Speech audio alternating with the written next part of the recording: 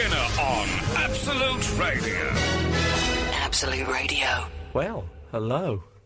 Here we are. It's the thing that we haven't got a name for yet. Frank Skinner. At the moment, our working title, I think, is... What is it? Frank Skinner's a little bit Moorish or something like that? Was it that bad, really? Oh, Surely we came up with something better. that was a viewer's suggestion. Oh, Don't be so sorry, rude. not viewers. Oh, yeah. Listeners. Well, we do get people watching you on the webcam. Oh, yeah. And then we had Frank Skinner's middle bit or something like that. Yeah. But anyway, we haven't got a name yet. No. Let's face it.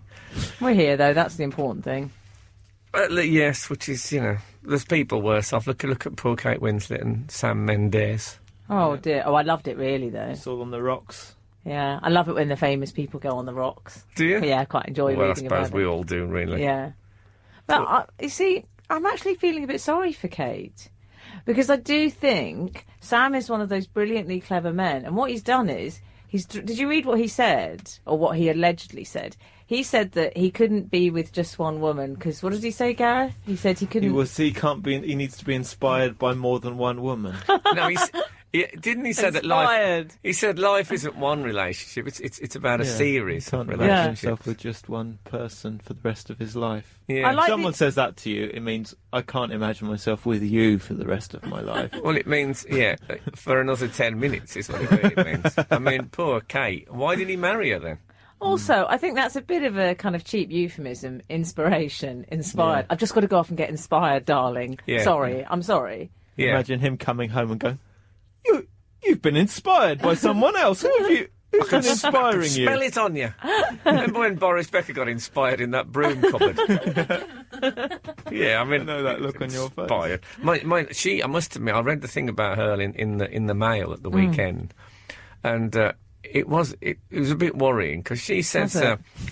She said, I started having these panic attacks. I woke up in the middle of the night. It was as if I couldn't breathe. It was as if there was a brick on my chest. Oh. And I thought, you'd be able to breathe, wouldn't you, with a brick? How big is this brick? Maybe he's worried about her blowing away. Yeah, exactly. Maybe it's a paperweight. A cake weight. Yeah, maybe she's been on some massive diet. I know, let me make it clear, I'm not suggesting she's been on a massive dieting regime, because she sues if you say that. Oh, she does. But if it was Kate Moss, I imagine she has to be pegged down at night if it's gusting. But she woke up.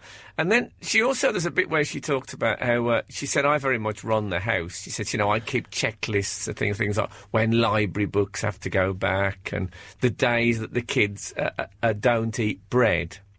Oh, no carbs diet for the 7-year-old. Yeah, exactly. It's a bit draconian. And also, Kate Winslett is taking out library books. She a bit short. Don't buy them. That's for poor people. Kate Winslett is out with a card saying, I'll take out Treasure Island. And can I have the Atkins diet for my children? Have you got Atkins for toddlers? Maybe she could write a book on that. It's weird not giving them bread. No, it's only one day. I imagine it's a kind of household where they don't get sweets. They get a small box of raisins. Oh, it's not one of those households as well, like when they give them Galt wooden toys for Christmas instead of Tracy Island, which is what everyone wanted. I hate those households.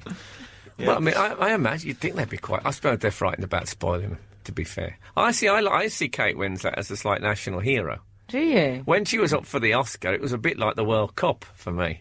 'Cause it's quite a big Oscar to win there. I also like the fact that she takes a size 9.5 shoe. Because... She's got a big foot on her. Yeah, that's good, 3 times my foot. Is it? Yeah. What are you, some sort of geisha? Are you a geisha? He Ping Ping, the smallest man in the world. You take a size 3 foot? Yeah.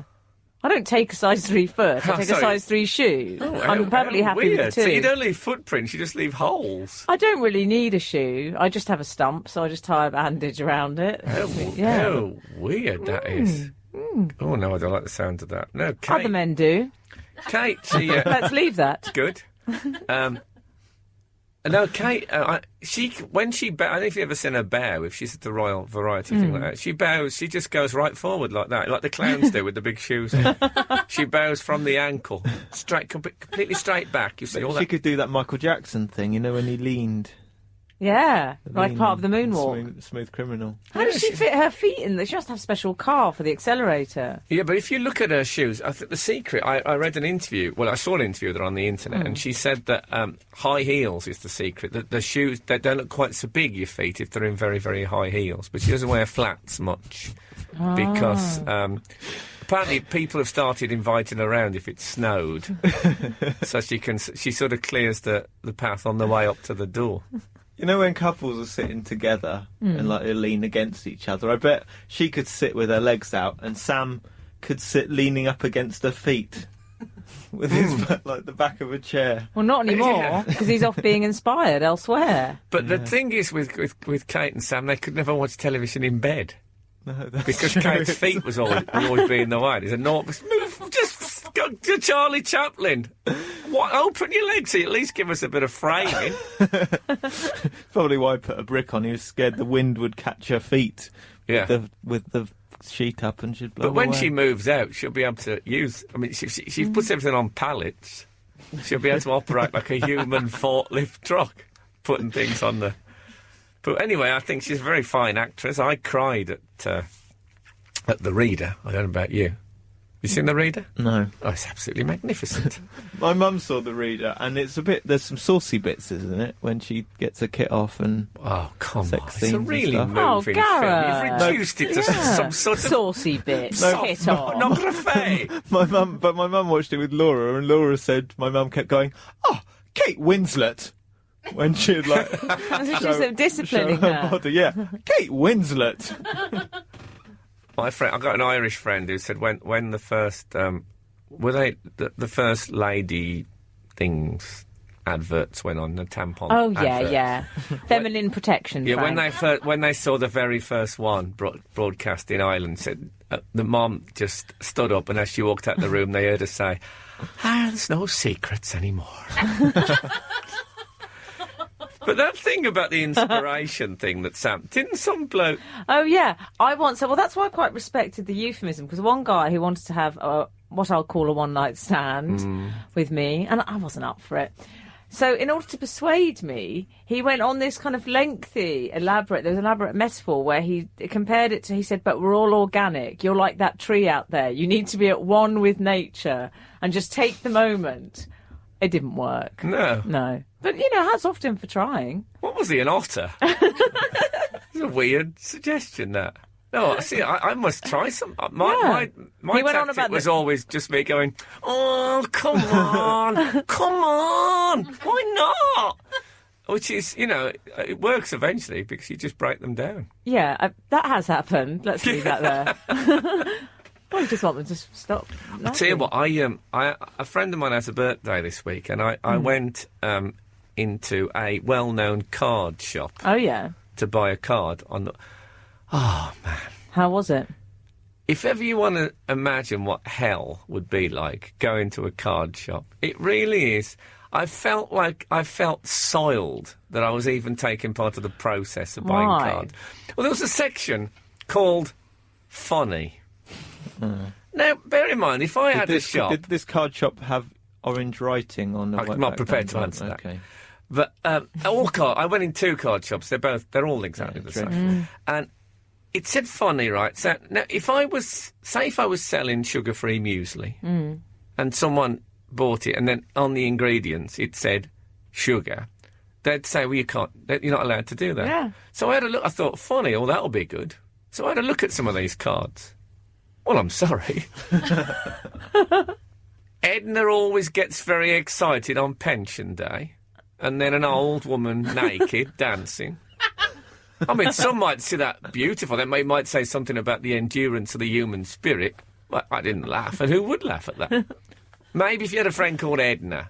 That's it. Yeah. And it wasn't just the cards. There was little badges you could get that glowed and said, there's so much birthday applique. boy. Horrible. Awful applique. Wicked Willy calendars. Oh. I mean... Don't go into shops like that. They're for lottery winners, I've told you.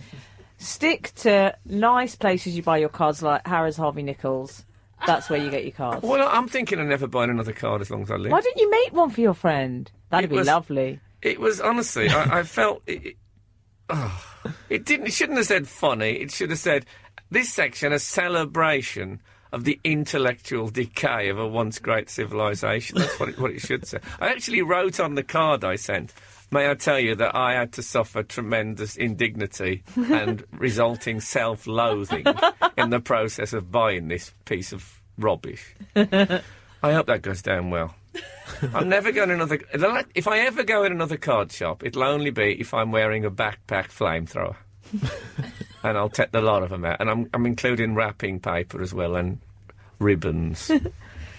Frank, we had an email in this week which I'd like to read We out. had an email? On whose authority? It's actually directed at Gareth, so here goes. From Peter Hutchings, he says, it seems that Gareth and myself were born in the same area. Oh. Many times he's told about his past. One story I remember was when Is it from Long John Silver? Many times he's told about his past. One story I remember was when he was talking about walking up the Slough Relief Road. Oh, this is good. Oh, I remember and asking his wife to marry him on the Windsor and Eton Bridge. I remember that story. You know, I didn't know the Slough Relief Road was so long. He says, I myself am a Dedworth boy, working class Windsor. Oh, dear. And I would like to know, where did Gareth actually live when he was young? What pubs did he hang out in? Did he date any Dedworth or Windsor girls? Thanks, guys. Did he date any dead girls? Or girls of any worth whatsoever? So, there's a whole host of questions. I feel that the spotlight has swung onto Gareth Richards. Well, I did live in Dedworth. Let's leave it there, shall we? No, go on. Let's. Where is it exactly? What is a Dedworth? It's in it's basically the housing estate in Windsor where the people who aren't incredibly rich live. Okay. Well, okay. People who are not at all rich live. We lived on Black Horse Road. I think it's Black Horse Road or Black Horse Close, by the roundabout, by Tesco's. By the big Tesco's. Yeah, I know what you mean. And I worked in Tesco's. Is that where the boss comes down that main road and all the locals go, the Dedworth siege is coming on over the hill? You worked in Tesco's? Yeah. Well, I never knew that. Yeah, and You worked at McDonald's as well. It was an illustrious career you had before this. I lived there from when I was about 14 to 17. But this is the lasting impression I've made on that area. Is it Peter? His name is Peter Hutchings. He'll be able to see this. Is that when I was about 15, I was cycling to school early in the morning, and there's a big busy roundabout just by the school, Windsor Boys School, and I got hit by a car. Oh dear! I rode out in front of a car. I went over the top of it and landed on my head on the other side of the car. Well, suddenly everything has fallen into place. Were you wearing a helmet? I was. My helmet split in two. Goodness. Behave yourself, Frank. And, it was, like the police took that away and wanted to show people and say, look, this is why you should... It saved my life. The helmet was taken away and used in demonstrations in local primary school? Yeah, to, show people, I wouldn't have survived. All that happened is I broke my tooth. Oh, yes, I do see. Yeah.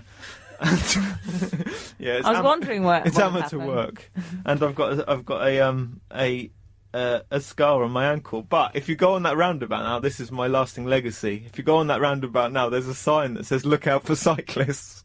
Because of that? Yeah, because of me. That's my sign.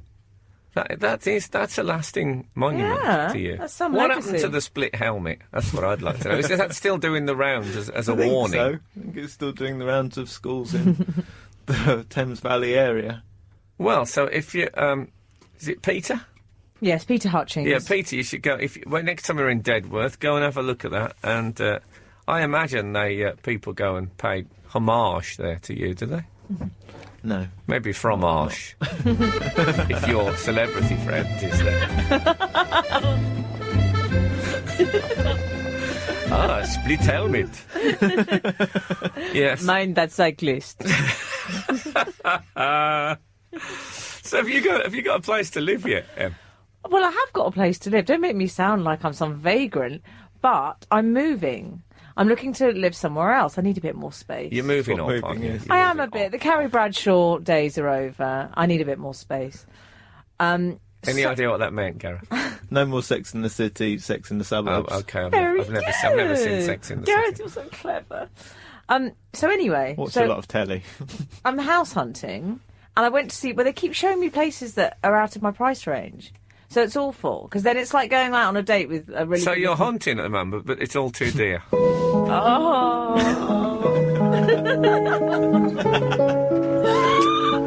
Oh, it's the little things in life. To me, that music is like a warm shower trickling down my shoulder blades. Go on. So So more it's a with bit my like deer hunting. it's a bit like here's what you would have won. Exactly, Gareth. It's like that Bully Special Prize thing. And then there's that kind of minor key theme music when I have to look at here's the flat I can't live in. Anyway, I went to see one house this Does week. he go in one? If music be the food of life, tuck in to this radio cassette player. It's always something like that. I love the fact that in the categories, the question categories, they always said places instead of geography. Yeah. Because the contestants didn't understand what geography Yeah. was. What did they call history? Then. They had sums. Yeah. Anyway. Numbers, mathematics is called. It was called numbers. So as not to... If anyone's never seen Bullseye... It was great. You just trust us. And you got cash at the end in a glass tankard because they didn't trust that they'd get the money either. Exactly. They had to see the cash. Instead of science, they had magic, witchcraft. Spooks. Anyway. So your flat. So I went house hunting and I thought, oh, this looks nice. This looks lovely. Yet another. I don't know. I thought you were going to chime in with something. But another deer hunting exercise because I Okay. knew it was going to be too expensive. Anyway, then the neighbour pokes his head out the window and I thought, I recognise him. And he went, don't move next door to me, love.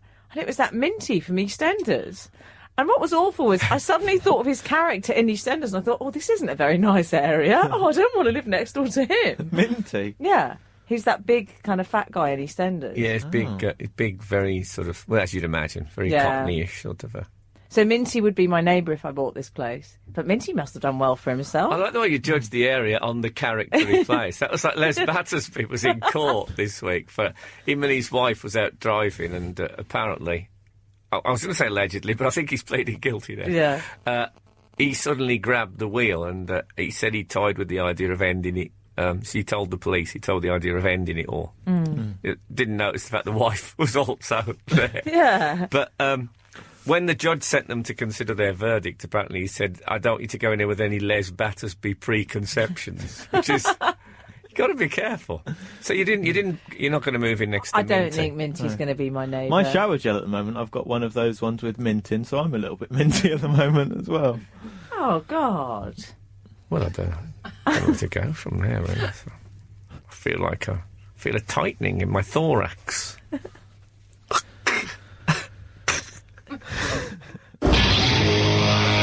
Frank Skinner on Absolute Radio. Absolute Radio.